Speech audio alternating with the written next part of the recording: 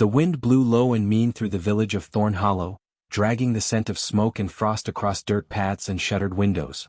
It was the kind of bitter wind that made people pull their cloaks tighter and their suspicion closer. On most days, the people of Thorn Hollow minded their business, kept their heads down, and trusted what they saw with their own eyes. But it didn't take much for fear to twist even the smallest rumor into a weapon. It began with the dead cow behind Widow Hemmel's barn. The creature was bloated and stiff, its eyes pecked out by crows, tongue swollen and black. By itself, it would have passed for an unlucky illness or a harsh frost. But then came the strange welts on young Garen's arms, angry red burns that no poultice could soothe. Then the well went sour, and the baker's boy began to sleepwalk, muttering strange names no one had heard before. By the third day the whispers had taken root. "Nara's to blame," someone muttered near the tavern, loud enough to be heard but soft enough to deny. "She's always been odd. Talking to birds. Walking alone in the woods. Her mother was strange too. Said she saw shadows that didn't belong. Maybe the curse passed down. Nara," they said with the kind of certainty that only grows in silence and fear. "It's her. She brought this on us." The girl herself knew nothing of it, at least not at first. Nara had lived on the edge of Thorn Hollow since she was 8 years old, after her parents died in the winter sickness. The village let her be. Some brought her bread, some asked for her help gathering herbs, but most kept their distance. She spoke softly, carried herself like someone who didn't want to take up too much space. But her eyes, bright, sharp, always watching, made people uncomfortable. And then there were the birds. Black crows followed her sometimes, perching on fence posts or fluttering through branches when she passed. They never spoke, not really, but the villagers swore they saw them tilt their heads when she did, as if they understood her. She picked herbs at odd times, gathered mushrooms no one else dared touch, and once healed a dog with a simple touch to its ribs. "Nara's not like us," the people would say. "Too quiet. Too clever." The girl wasn't stupid. She heard the way silence followed her into rooms. She saw the way the children stared. But she kept her head down. She worked hard. She harmed no one. It didn't matter. On the 4th day, just before dawn, someone hammered on her door. She opened it wrapped in her shawl, sleep still clinging to her eyes. At least a dozen men stood outside, their faces pale and stiff, torches lighting the yard like an angry sun. "Come with us," said Rolf, the butcher. His voice was thick. "Now.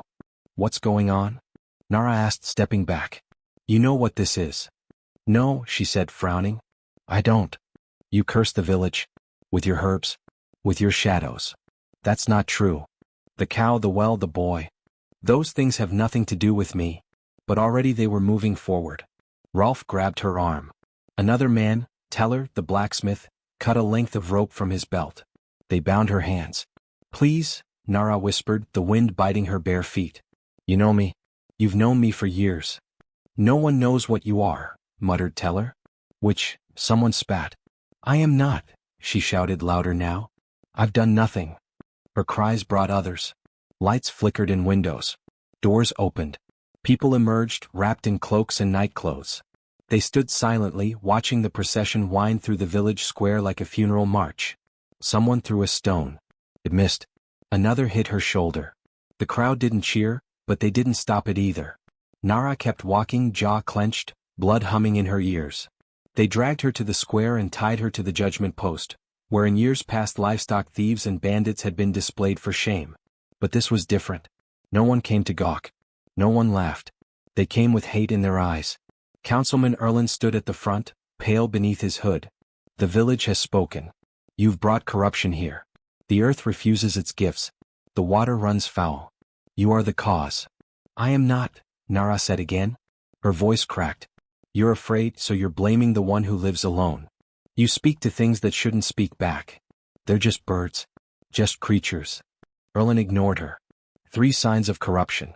3 days of misfortune. That is the old law. We bring her before the river. A ripple passed through the crowd, half excitement, half fear. The river test hadn't been used in years. Many didn't believe in it anymore. But some still remembered. "If she sinks," Erland continued, "the water has judged her innocent. If she floats, she's a witch," someone muttered, "and must be burned." Nara's mouth was dry. "That makes no sense. If I sink, I drown. If I float, you kill me." "It is the law," Erland said. "Then your law is madness." He flinched. "But not enough. They didn't even let her return to her house. They led her straight to the river, a winding path through the trees. Some in the crowd followed. Others stayed behind. Children whispered, clinging to their mothers. Dogs barked from porches. The sky had turned the color of bruised stone, and the wind picked up. Nara walked on bare feet through mud and frost. Every step numbed her more. Her wrists throbbed against the rope. The birds didn't come this time. The banks of the river were wide and quiet. Mist clung to the surface, thick and white.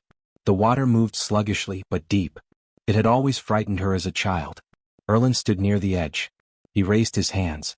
Let the river decide. Two men moved forward.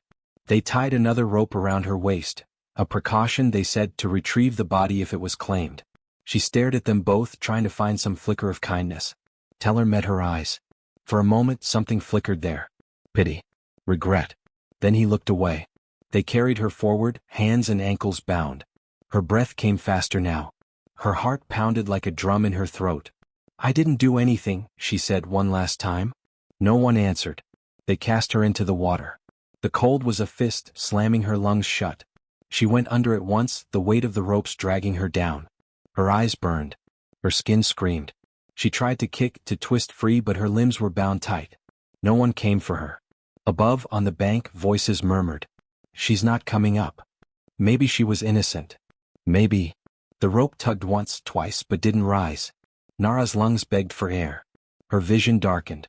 The pain began to blur, then fade. She felt herself slipping like a thread pulling loose from the world. Her last thought was of her mother's face. Not smiling. Not speaking. Just watching her sink. Then, a warmth. A presence. Something moved in the water with her. Not a fish, not a person. Something older. The rope uncoiled. The current shifted. And the girl who had been thrown in to drown did not float. But she did not sink either. She simply disappeared. And the river turned, quiet and waiting. The path to the river twisted through the edge of the forest, where the trees leaned close together like they were ashamed to witness what was coming. The morning was damp, the sun not yet risen, but the village was alive with movement. The trial had drawn a crowd. The same people who had once bought Nara's poultices and nodded at her in passing were now stomping through the undergrowth in mud-soaked boots, eager to see how justice would be done. She couldn't feel her hands. The rope was tight around her wrists, cutting into the skin, and her fingers had long gone numb.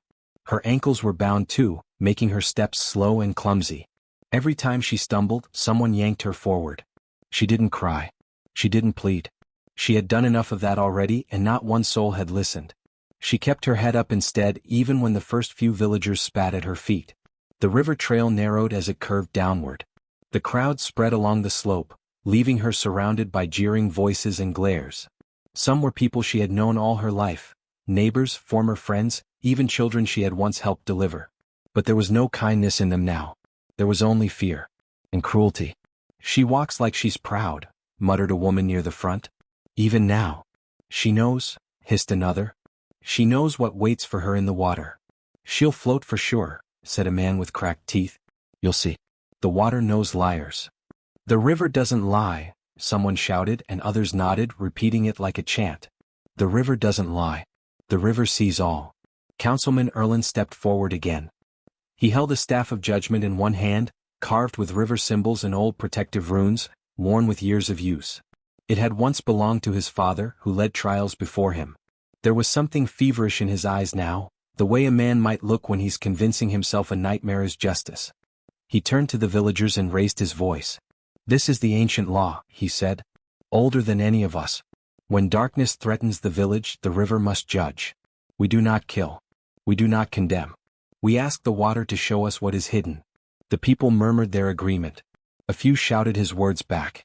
Let the river judge. Erlen motioned for Nara to be brought forward. Two men shoved her toward the edge of the water. The bank was slick with moss and cold mud. Her feet slid and she nearly fell, but she caught herself. The river spread before her, wide, dark, slow-moving. Mist drifted along the surface like breath. Trees lined both sides, gnarled and bare from winter, their branches clawing at the sky. The water looked bottomless. Erlen turned to her. You know the law. Yes, she said quietly. If you float, he said, you have defied the river. You're a witch. You will be executed. And if I sink? He didn't blink. Then the river has judged you innocent. And I drown. The silence after her words was full of guilt. Or maybe just calculation. "That is the law," Erlin said again, softer now. She laughed, bitter and hollow. "You don't want truth. You want me gone." No one answered. But no one denied it. They brought forward the judgment raft, a flat wooden plank lashed with riverweed and reeds. It had been built for these rituals, though no one had used it in years. Some said the last witch trial had ended in disaster. But that didn't matter now. The people were hungry for resolution. They needed someone to blame, and they'd chosen her. Nara was placed on the raft, her arms bound across her chest, ankles together. The ropes bit through her dress into skin. They didn't untie her, not even enough to give her a chance to swim. Her mouth was dry and her breath came fast, but she didn't look away from the crowd. If they wanted a show, she'd give them eyes that didn't beg. She'd give them memory. 2 men pushed the raft out into the river. The cold struck her at once. The water lapped over the edges and soaked into her clothes. It rose slowly as the raft dipped beneath her weight. The surface was like glass, but the current beneath tugged at her. The villagers stood along the bank, watching, silent now. Even the children had stopped whispering. The forest felt hushed, like the earth itself was holding its breath. And still she floated. A whisper rose, "She floats. She's floating. She's guilty." The first rock flew from someone's hand. It splashed wide, missing her. Then another came and another. Someone threw a stick. One grazed her shoulder. The crowd began to shout again. "She floats. It's proof. Witch. Burn her. She's cursed the village." Nara felt the cold creeping deeper. The raft rocked beneath her. She clenched her jaw. She wanted to scream that they were fools, that the law was made to kill no matter what. She wanted to curse their fear, their cowardice. But there was no point. The water had already become her judge and jailer. And the verdict was death. "Cut her loose," Erlin ordered. A man stepped forward with a hooked knife, slicing the rope that held the raft in place. The current caught it immediately and dragged her downstream away from the bank. The crowd followed along the shore, shouting, calling out curses and accusations. "May the river drag her down. Let it take her soul. She'll feed the weeds." Nara closed her eyes. The water lapped higher. She felt it reach her neck. The raft dipped further as it waterlogged. Her breath grew shallower. The river didn't rush. It didn't roar. It only waited, quiet and cold. And then, something shifted. It was barely noticeable at first. A twist in the current. A sudden stillness in the crowd. The birds above had stopped flying. Even the trees seemed to lean back. Nara opened her eyes. The water no longer felt cold. The pressure around her chest eased, even though she was still bound. A strange warmth prickled along her spine. And then, before anyone could understand what was happening, the raft began to rise. Not sink. Not drift. Rise. Slowly, gently, as if the water beneath her had thickened. The mist drew in close around her like smoke. Her body hovered just above the surface, ropes soaked but untouched by the pull of the current. Gasps broke out along the shore. "What is this? She's not sinking. She's floating higher. That's not natural." Someone screamed, "She's controlling the river. Witchcraft. True witchcraft. She commands the water." A rock flew from the bank, but it never struck her. It veered midair, splashing uselessly to the side. A branch snapped under a man's foot and he fell to his knees. Others stumbled back. The mist thickened. Nara could no longer see the crowd. Only the silver gray of fog and the sound of their panic. She defies the trial. She's cursed the river itself. Run. Then a voice whispered, not from the villagers, not from Nara, but from the water. No. The word echoed like a bell through the woods. It carried through bone and breath. And it was not spoken with anger. It was spoken with finality. No. The raft vanished beneath her. The water surged upward in a single rising wave that did not crash, but folded around her like a cloak. The mist swallowed her whole. And Nara was gone. The villagers scattered, some screaming, others falling silent in terror. The river settled, perfectly smooth. The current slowed. The mist hung for a long moment, then began to lift. But there was no body. There was no raft. Only silence. And the sure, creeping fear that the river had not obeyed the trial. The river had refused. The water closed over her head like a fist made of ice. There was no moment of hesitation, no grace, no pause for breath. Just the splash of her body breaking the surface, the sharp bite of the cold against her skin, and the terrible weight of the river wrapping around her. The ropes that bound her wrists and ankles dragged her down fast, giving her no time to orient herself. There was no sky anymore, just a flickering blur of gray light far above, shrinking rapidly as she descended into the deep. Nara's lungs seized, panic rushing in where air had been moments ago. The cold was a blade against her ribs. It cut through her dress and burrowed into her bones. Her heart pounded wildly in her chest, and for a moment she thrashed, not from defiance but from instinct. Her body didn't want to die. It flailed uselessly, her bound feet kicking water that had no mercy, her fingers clawing at nothing. She tried to scream, but the river silenced her with a mouthful of icy dark. And then the weight of the water became too much. Her lungs burned. Her limbs grew heavy. The fight drained out of her with terrifying speed. The gray light above faded to black, and the distant sound of the villagers' cries vanished entirely. The world became narrow, silent, full only of cold and pressure and the thrum of blood behind her ears. This is it, she thought. This is the end. She remembered the way the rope had burned her skin. The shame in the villagers' faces. The way the children had looked away. She remembered her mother's hands, rough but gentle, brushing her hair back when she was sick. She remembered the smell of yarrow and river mint and summer sun. All of it slipped from her grasp, piece by piece, until only one thought remained. So this is what it means to drown. She stopped fighting. She stopped hoping. She let go. And in that moment, when her body went still and her heart began to slow, something changed. The current shifted. Not around her, but beneath her. It was not a current. It was not wind. It was not anything she could name. It was a presence. The water around her no longer pushed her downward. Instead, it began to curl gently, pulling her in, yes, but not like before. It was no longer the suffocating clutch of death. It was something else. She felt the ropes loosen. Her fingers twitched. Her legs drifted free. The pressure behind her eyes faded. The air that had been locked in her chest did not burst forth, though she had no more to give. The pain ebbed like a retreating tide. Her heart still beat, barely but steadily. And then she opened her eyes. The river was still dark, but not empty. In the shadowy blue around her, shapes moved, slow, graceful, ancient. Long strands of waterweed twisted like fingers. Stones glittered like teeth. And below her, far below where no light should have reached, there was a soft glow pulsing from the riverbed. She hovered, suspended in the river's grip. Her limbs floated weightless. Her dress billowed like a ghost around her. Her hair tangled in ribbons across her face. And the river held her. Not crushed. Not devoured. Held. The glow grew stronger. It took shape. Not a flame, not a torch, but something older. It pulsed like a heart, steady and deep. The pressure of it echoed in her ribs. It was a rhythm. A call. Then came the voice, not in her ears but inside her chest. It did not use words, not at first. It was feeling. Memory. Knowing. She gasped, not with her lungs for they had no breath left, but with something deeper. The river was speaking to her. Remembered. It remembered the weight of her body. The fear in her heart. The injustice in her death. It had tasted many bodies through the years, thieves, exiles, sacrifices. But this one it did not want to take. Because Nara was not guilty. She had been cast down by fear, not truth. Betrayed by a village that did not understand her. Thrown away by people too small to face their own darkness. And the river, which had swallowed so many, would not be used for lies. The voice in her blood grew clearer. Older than language. Older than the stones on the riverbank. You were not meant to die. Her chest convulsed. Her body arched. Something moved through her, a warmth so intense it almost hurt. Her eyes flew open and this time she saw. The riverbed was covered in bones, long since cleaned by current and time. But among them, glowing faintly, were fragments. Old tokens, scraps of cloth, iron pendants, charms made of carved shell or wood. Memories of those who had come before.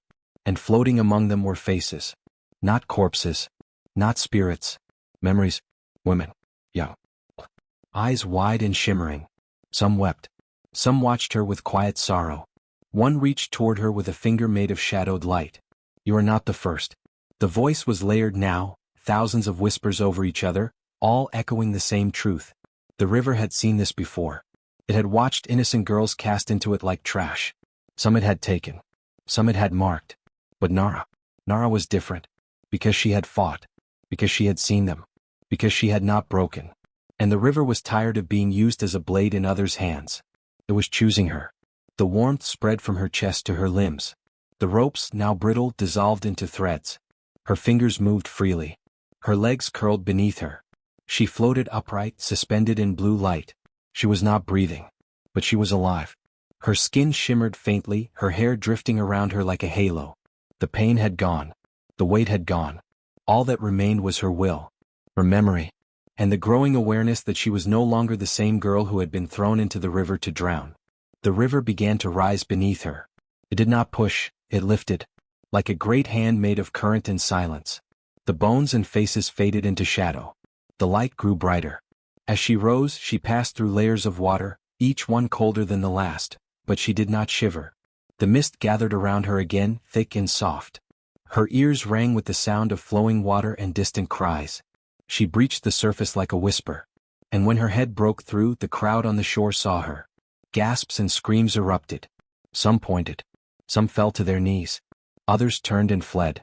Because the girl they had thrown into the river, bound, weeping, drowning, was now standing in the center of the current. Not floating. Not swimming. Standing. The water reached her waist, but it did not move past her. It curved around her body like it obeyed her. Her eyes glowed faintly in the fog. Her dress clung to her form like silk. Her hair streamed behind her, black as wet ink. She took a single step toward the bank. The water parted. And though she did not speak, they heard her. Not with ears. With bone. With breath. With the ancient part of them that remembered fear. The villagers trembled. Some screamed again. Some fell silent, faces pale. But Nara said nothing. Her mouth did not move. The river had taken her, yes. But it had not drowned her. It had kept her. And now it had given her back. At first no one moved. The mist had returned, thick as smoke and curling like fingers across the river's surface.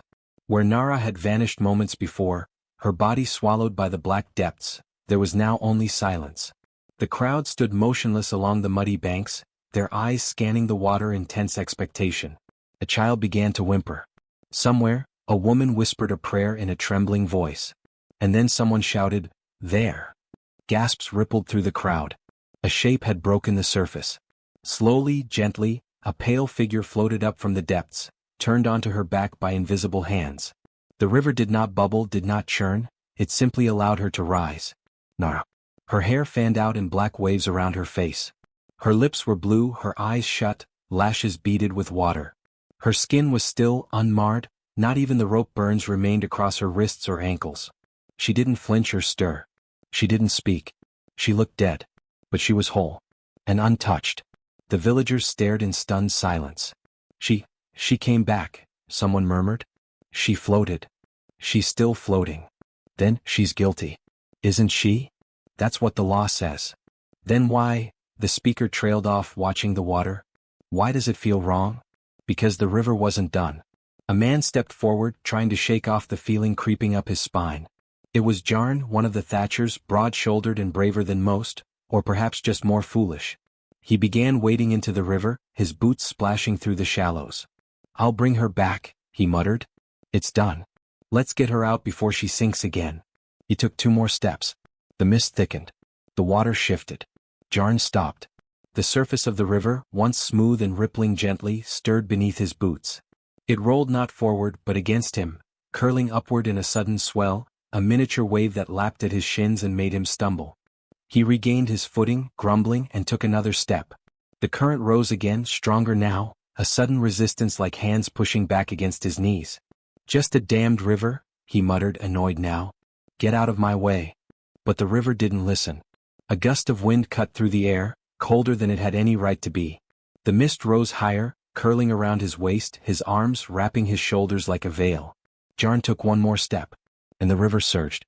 The water reared up in front of him, not a wave, not a natural force, but something shaped. Something alive. It lifted in a spiral, twisted like a serpent, and slammed down just inches in front of him, spraying cold water into the air like shards of glass. Jarn fell back, splashing wildly, gasping as he scrambled toward the shore. "She won't let us take her," someone whispered. "What?" "The river. It won't give her back." A murmur of dread passed through the gathered villagers. Nara's body still floated, eyes shut, hands folded gently over her stomach. The water beneath her didn't churn or stir. It was placid still. But no one else dared enter it. Even those who had been among the loudest voices, those who had called for her death, those who had spit and mocked and thrown stones, none of them moved. The silence grew heavy. And in that silence, the river watched. Not like an animal, not like a god, but like something old. Something that had been forgotten, and had finally stirred from sleep. Councilman Erlin stepped forward. His face had gone pale beneath the brim of his cloak. His fingers gripped the carved judgment staff too tightly, his knuckles white with effort. This is not part of the law, he said, trying to sound steady. The river was to judge. She floated. That is guilt. But it hasn't taken her, someone said. She came back. You saw it. She came back untouched. The water refused Jarn. She looks like she's sleeping. No one's ever returned like that. Never. A few people backed away from the bank. Erlin hesitated. He turned to Teller the blacksmith. Go in, he said. Bring her out. Teller shook his head. I saw what it did to Jarn. I won't. You took her to the river. You bound her hands. Finish it. She's not ours anymore, Teller muttered. You saw it. That's not just a girl. That's something else now. Erlin took a breath, nostrils flaring. His voice lowered and he tried to sound reasonable. This is fear talking. Old fear. My father told me about the last one, the girl who floated. They said it would happen again. That the river could rise. But it's just water. That's all it is. He stepped toward the edge. The river hissed. Not loudly. Just enough for everyone to hear. A subtle, sharp sound like wind through thorns. Like teeth behind lips. Erlin froze. Bring her out, he said again, but even he didn't believe it now. The people said nothing. They only watched. No one moved. And then Nara's body moved. It wasn't much, a twitch of her hand. A slight bend in her fingers, so subtle it could have been the current. But it wasn't. The fingers curled again. Slowly. Deliberately. Another gasp. Did you see that? She's alive. No. That's not alive. That's... Nara's chest rose. And fell. Once. Twice.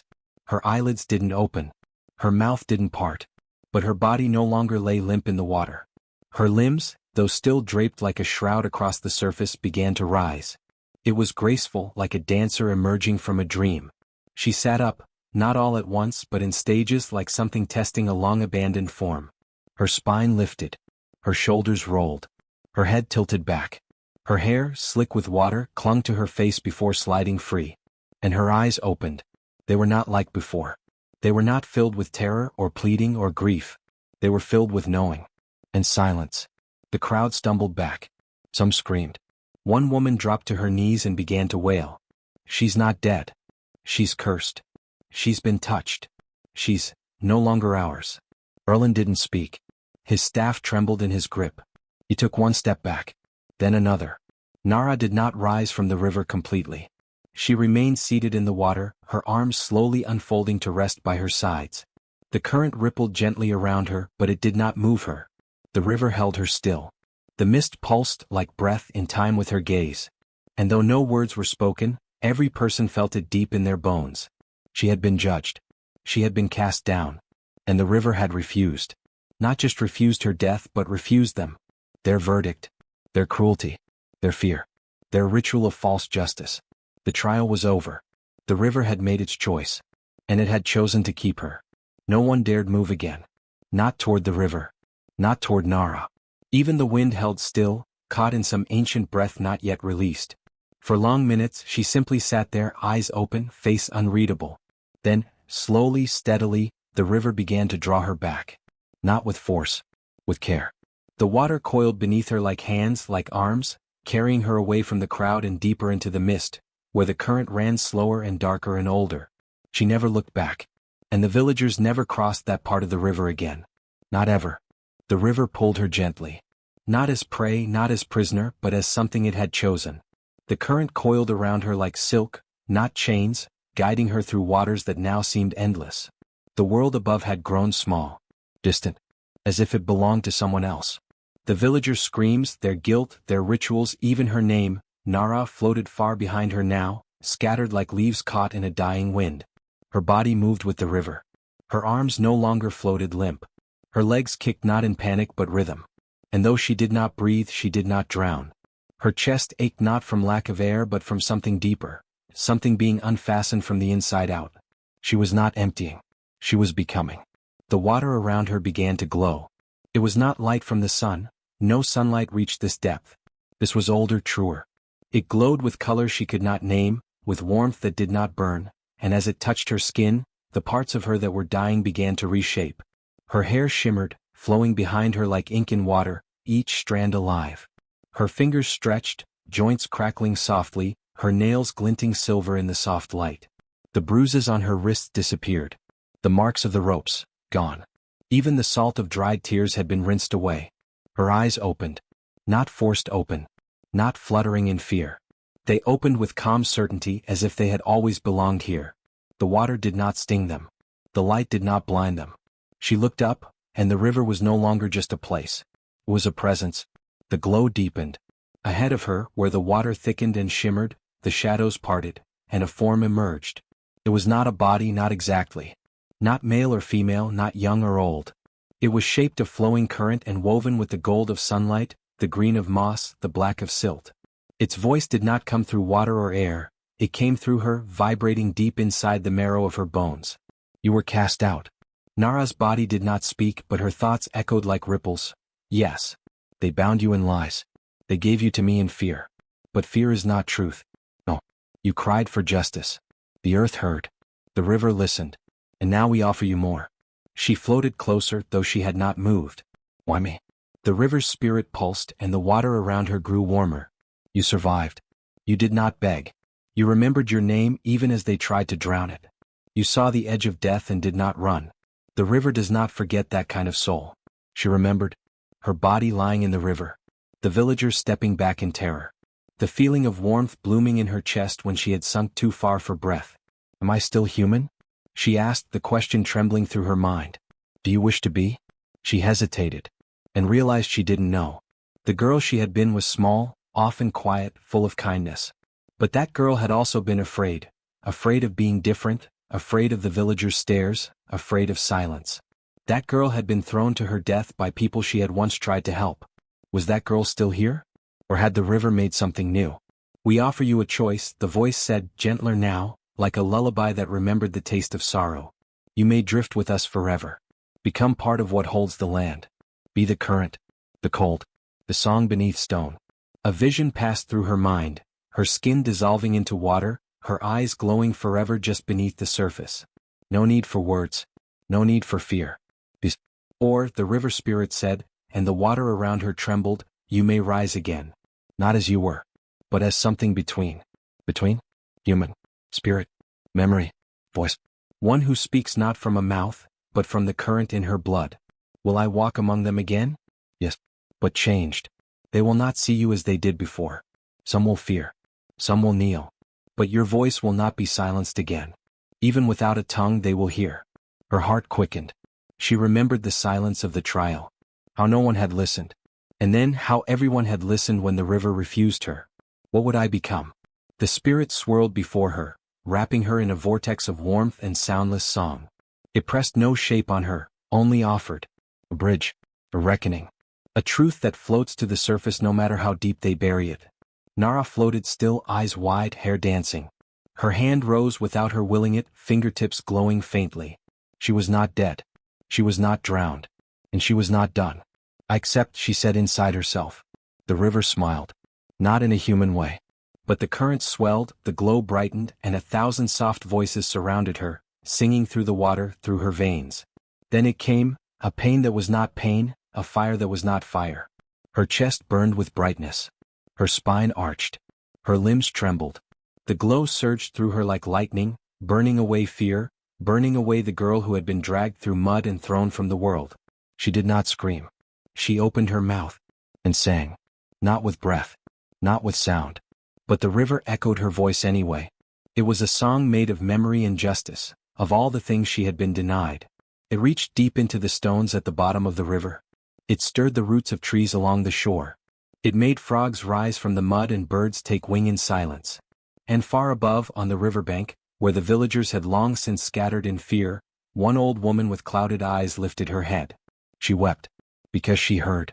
The current lifted Nara now. Not carrying her. Raising her. Her dress clung to her newly shaped body, her scars now luminous lines of silver. Her hair tangled with threads of water. Her eyes no longer held just light, they held depth. Memory. Judgment. Mercy. She rose through the mist again, but this time she did not surface like a drowned girl. She emerged like a storm stilled into beauty. The water did not drip from her. It obeyed her. The wind curved around her like a bowing servant. And in her chest, the river still sang. She stepped onto the shore. Not walked. Stepped. The water curled back from her feet, clearing the path. The moss grew green again in her wake. The birds returned to the trees above. Even the shadows fled before her. She stood at the edge of the forest, not looking back. Not needing to. Because the girl Nara was gone. And something greater had risen in her place. The first to see her was a child. A little boy named Rin, who had not understood the trial, who had not been old enough to join the crowd by the riverbank. He had stayed behind with his grandmother, chasing frogs in the shallows until the sun began to dip. When the wind turned strange and the frogs stopped croaking, he looked up and saw her. She stepped out of the river as if she had always belonged to it, slow, graceful, water trailing from her body in rivulets that never touched the ground. Her dress clung to her form like a second skin, shimmery and dark, made of something that was not fabric, not silk, not anything the villagers wove. It shifted like water with every movement. Her hair hung heavy and wild, black with threads of silver light glinting through the strands. Her skin glowed faintly, not bright like fire, but soft, like the moon seen through fog. But it was her eyes that rooted the boy to the spot. They were not mortal eyes anymore. They were too deep, too clear. They looked as if they'd seen far beyond the village, far beneath the earth, into places no human soul should know. When they fixed on him, Rin didn't scream. He fell to his knees. Not in terror. In awe. The frogs returned. Not with their usual noisy croaks, but quietly, gathering at her feet. They did not leap away. They watched her. Listened if such creatures could. A pair of herons descended from the far bank, landing near her with deliberate steps. One bowed its long neck. The other stayed very still. Then the wind returned. And it carried her forward. Rin's grandmother, hearing the breeze shift, came stumbling out of the trees, calling for him. She stopped short when she saw the girl. Or the thing that had been a girl. Her eyes went wide. Her voice caught in her throat. She dropped to her knees beside her grandson, clutching his shoulders, not to shield him, but to bow her own head. Nara, if that was still her name, walked past them without sound. Where her feet touched earth, the grass seemed to grow greener. Behind her, the river stirred once, then calmed, as though releasing a long-held breath. And in the village, bells began to ring. Not for joy. Not for warning. But because someone had seen her. A hunter named Fen had gone to the trees for firewood. When he emerged with a bundle of kindling, he saw her silhouette walking up from the water. His hands dropped the wood. He ran. By the time Nara reached the edge of the village, a dozen people had gathered, drawn by the sudden clamor of bells and whispers. They stood frozen outside their homes, uncertain if what they saw was real or nightmare. She didn't look like a spirit exactly. Nor a girl. She was something between. Her mouth did not move, but something in the air seemed to pulse with her presence, like pressure before a storm. Someone screamed. A child. Then another voice joined in, then another. They began to scatter. Doors slammed shut. Curtains twitched. A mother pulled her baby away from the well, stumbling backward. An old man crossed himself and spat in the dirt. A dog began barking, and then abruptly lay down and whined, eyes low. But she did not slow. She walked calmly into the village center, her steps steady, her eyes unblinking. The wind that followed her carried the scent of river moss and rain. The mist clung to her like a veil, trailing behind her like breath. By the time she reached the old fountain, only a handful remained. The rest had vanished into homes or fields. Among the few who stayed was Erlin, the councilman. He stood frozen on the steps of the judgment hall, staring at her like he'd seen the dead walk. He tried to speak. His mouth opened. But no sound came. She looked at him. Not with anger. Not with mercy. With truth. And that was worse. He fell to his knees. Not deliberately, his legs gave out. The judgment staff clattered beside him on the stone. She turned away from him. She did not need his voice anymore. Near the chapel, Father Bren emerged. He was pale, shaking, his prayer beads tangled in his fingers. He saw her. And like Erlin, he crumpled, muttering half-finished prayers under his breath. Nara passed him without pause. The wind shifted again. A rustle in the trees. Animals began to emerge, deer near the edge of the fields, eyes wide but unafraid. A fox stepped out from the underbrush and sat, tail curled neatly. 2 crows landed on the rooftops and watched, their heads cocked. The animals did not fear her. The land did not fear her. Only the people did. Because they remembered what they'd done. She was dead, someone whispered from behind a shutter. The river gave her back. No, the river kept her. She's not one of us anymore. She was never one of us, that's why we threw her in. But no one dared say it loud. Because she was here now. And her silence spoke louder than any scream. She stood in the center of the village square, the same place they had dragged her through, jeered at her, bound her hands, and she simply waited. She didn't speak. She didn't cry. But her eyes met theirs, one by one, as windows cracked open, as doors creaked on hinges. Each person who looked into her face saw something different. Some saw the girl they had condemned. Some saw a stranger of water and light. Some saw their own guilt. And a few, just a few, saw something else. Hope. Not the kind born from forgiveness or apology. But from reckoning. They whispered among themselves that night, long after she had walked to the well and sat beside it. That she never ate. That the mist never left her. That animals still came and went in her presence, unafraid. Some swore the grass around her always stayed green even in drought. Some said the water tasted different now, cleaner, sweeter. Some never left their homes again. And a few came to sit near her in the evenings, not speaking, just listening. Because though she never opened her mouth, her presence hummed like the river, quiet and relentless. She had returned. She had not come for revenge. But she had come with truth. The next morning someone left bread at her feet. She did not eat it. But the next day there were flowers. The next, a carved figure, an offering. A child brought her a frog, cupped gently in his palms. When he released it, the frog didn't hop away. It rested near her foot, content. And slowly, slowly the village began to understand. The river had not sent back a ghost. The river had sent back a witness. And she would walk among them now, neither fully woman nor spirit, until every lie sank and every silence broke. She was the river walker. And the water still moved when she breathed. The truth did not come like thunder. It came like a leak in a dam. Slow. Relentless. Undeniable. It began with her eyes. Nara never spoke, not with her mouth. The river had taken that from her. But her gaze held a depth that no one could bear for long. It was not accusation. Not anger. It was silence filled with knowing. And when she looked at you, it was as though she held your secrets in her hand and was merely waiting for you to recognize them. Some said her eyes held mirrors, and if you stared too long, you would see what you feared most reflected back at you. The first to break was Marin. A weaver, respected, admired, one of the loudest voices who'd called Nara a witch. Marin had claimed to have seen Nara speaking to shadows. She had wept at the trial, saying she wished it weren't true, but that the village must be protected. Now she couldn't look Nara in the eye. She tried. What? It lasted seconds. Marin went still, like her breath had caught somewhere between ribs and throat. Her skin paled. Her fingers trembled. She turned and stumbled into her house without a word. That night she screamed. Neighbors said the cries didn't stop until morning. She tore all the mirrors from her walls. The next day she sat outside her home with her loom in pieces, muttering nonsense, afraid to close her eyes. She was the first. Then came Fen the hunter. He'd been proud of dragging Nara by her arms down to the riverbank, had even laughed when she'd pleaded. Said it was better to clean the village of curses. Days after her return he started losing his aim. He missed rabbits at point-blank range.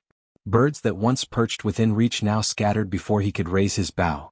Deer that had never feared him turned and stared with eyes like Nara's before leaping away. He stopped hunting entirely. Soon after he was found crouched in the woods, whispering to the river. "Not me," he kept saying. "I didn't lie. I only followed." But the river did not speak back. It only watched him through her. And then came the dreams.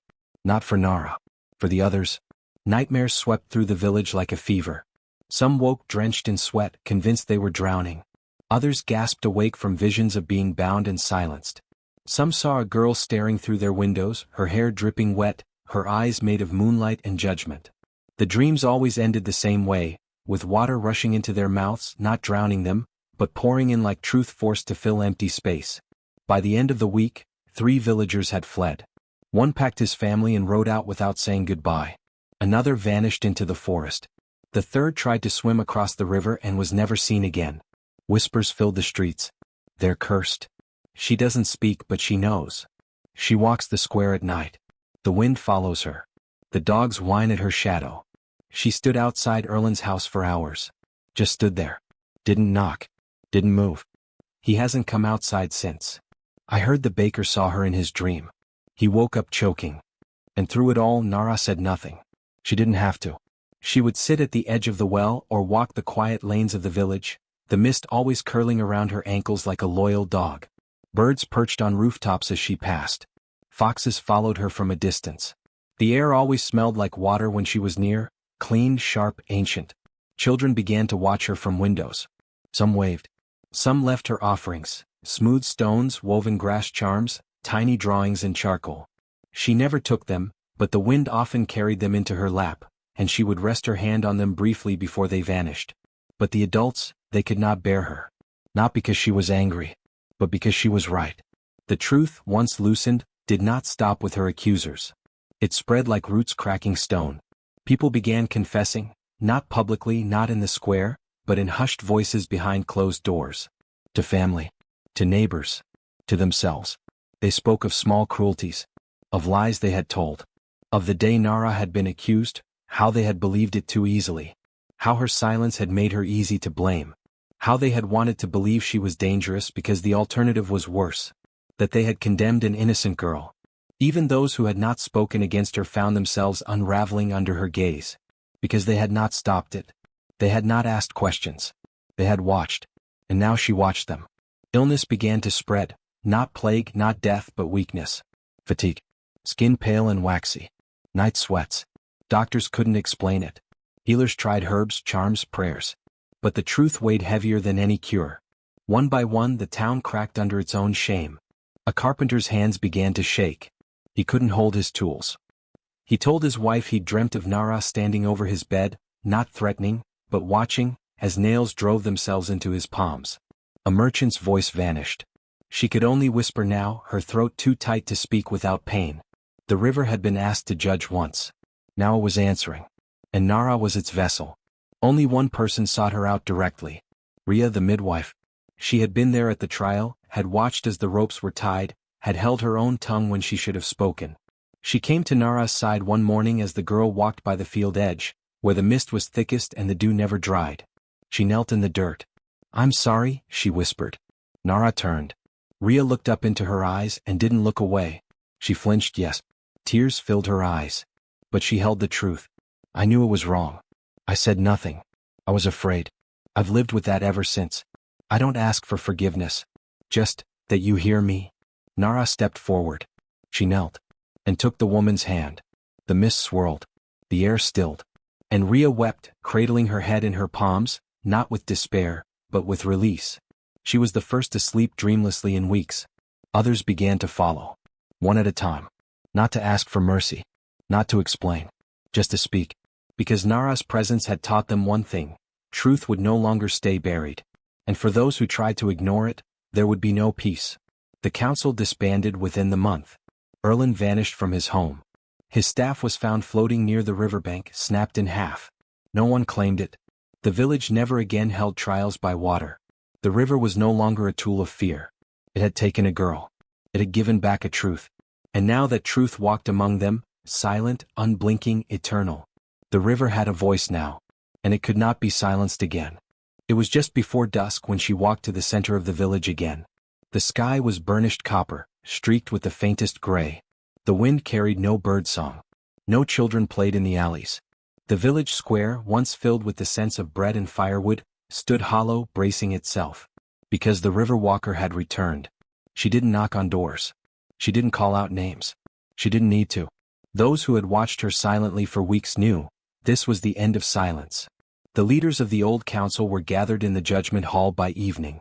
Whether summoned by fear or shame, or some ancient instinct in their bones, they arrived one by one, faces pale and hollowed by weeks of sleepless nights and haunted dreams. Erlen, the head of the council, came last. He had not spoken in 10 days. His once imposing figure seemed smaller now, clothes looser on his frame, the staff of authority long since discarded. Still he came. Maybe he knew there would be no running this time. Nara stood waiting outside the hall. She did not pace. She did not look back. She simply stood, river mist clinging to her like a shroud, hair dark as deep water, eyes as clear and endless as the current. Around her feet, frogs and beetles gathered. Crows perched on the rooftop beams. A fox lay curled beneath a bench, watching with its tail twitching slightly. And then, without a word, she walked in. The villagers followed at a distance, forming a ring around the hall, some huddled with cloaks tied around their shoulders, others simply standing bare, breathless, unsure what they were about to witness. Inside, the great hall was dim. The torches flared unnaturally, bending toward her as if drawn to her presence. The council members sat like stone figures, 3 men, 2 women, each of whom had voted to cast her into the river weeks ago. Nara stepped to the center of the floor. She raised her arms, not in threat but in invocation. The temperature dropped. The torches dimmed. And the floor beneath her began to ripple. The wood itself did not move, but something underneath did. The sound of water, soft and rhythmic, pulsed like a second heartbeat. It echoed off the stone walls, bounced from the rafters, curled into ears that had once been deaf to truth. Then came the light. From her fingertips, a faint shimmer emerged. It coiled upward like smoke, then down, sinking into the ground. And when it touched the hall floor, it spread. A pool, impossibly clear, replaced the wood. Not physically, but in the eyes of all who watched, the floor now reflected water. The illusion, or magic, spread outward like an oil bloom. And from that pool memories began to rise. The first was Erlen. Not him as he was now, but him as he had been. Proud. Loud. Standing before a crowd on the day of the trial. He spoke of duty, of ancient customs, of fear. His voice rang through the hall now like a ghost repeating itself. She is not like us. She whispers to animals. The river must judge her. The memory shimmered. Erlen gripped the bench before him. Stop it, he whispered hoarsely. Stop. But the pool showed more. Now it was Ilsa, the eldest councilwoman, voting with an arched brow and a sip of wine. Let the river decide, her memory said. Let it cleanse what we do not understand. The villagers outside pressed closer. They were seeing it too. Not visions conjured in the mind, but living memories summoned to be shared. The truth made flesh. Each council member's lie, every whispered justification, every act of cowardice, it rose from the river's call and danced across the water at Nara's feet. And the river responded. From the distance, a deep, low rumble stirred. The wind gusted once, sudden and sharp. The villagers turned. The river was rising. Not in flood. Not in chaos. It rose deliberately. The current crept over its banks, climbed the stones, wound its way toward the hall like a serpent responding to its summoner. Nara lowered her arms. And the water answered her. Through cracks in the walls, through the base of the threshold, thin streams of water slid into the judgment hall. They wound across the floor like veins, circling the feet of the 5 council members. Erlen stood abruptly, breath ragged. What do you want? He gasped. Vengeance? Blood. Nara's eyes found his. He collapsed to his knees. The water curled around his wrists like a bracelet. Ilsa dropped her cup. It shattered on the stone. She backed into the wall, hands up. Please, she whispered. I was afraid. We all were. The other council members were sobbing now. One cried for his wife. Another prayed to the old gods. The youngest, barely more than 20, pressed his hands over his eyes as if the truth might disappear behind fingers. But Nara did not move. And the river's will was not to kill. It was to reveal. The walls themselves seemed to shudder. Not break. Not fall. But breathe. And then the floor stilled. The water ceased its advance, circling the 5 figures like a closed ring. It glowed softly, not with fire, but with a silver-blue light. One by one, the villagers entered the hall. No one stopped them. They came with hesitant steps, with wary eyes. They stood in silence, shoulder to shoulder, watching those who had once judged in their name. The river did not lash out. It waited. Nara turned. She faced the crowd. Her mouth remained shut. Her face calm. But her eyes, those endless, glimmering, ageless eyes, met theirs one by one. And in that silence, every villager remembered the day she was bound. They remembered their silence. Their shame. Their comfort in not questioning. Their relief in watching someone else fall. And still Nara did not speak. But from the floor one final image rose, a memory no one expected. It was her. Bound. Dragged through the square. Eyes full of fear. And then silence. The girl who had once been innocent. Alone. And then the river. The river taking her. But it hadn't taken her. It had chosen her.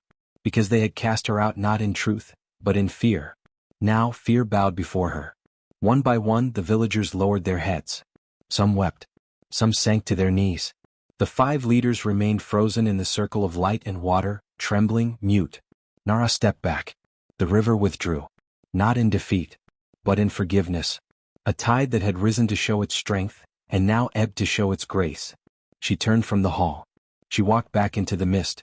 And as she passed through the crowd, not a single soul dared speak. Because they had heard. And seen. And the river's reckoning would never be forgotten.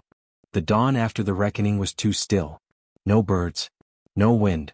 Even the trees refused to sway. The village awoke in uneasy quiet, their dreams a blur of water and eyes and guilt. For many, sleep had never come at all. They had seen the judgment with their own eyes. No longer stories, no longer whispers, but truth made visible through Nara's gaze and the river's memory. They waited. But not for her return. For what would come next. They didn't have to wait long. By noon, the sky turned the color of ash. The sun was veiled, though there were no clouds.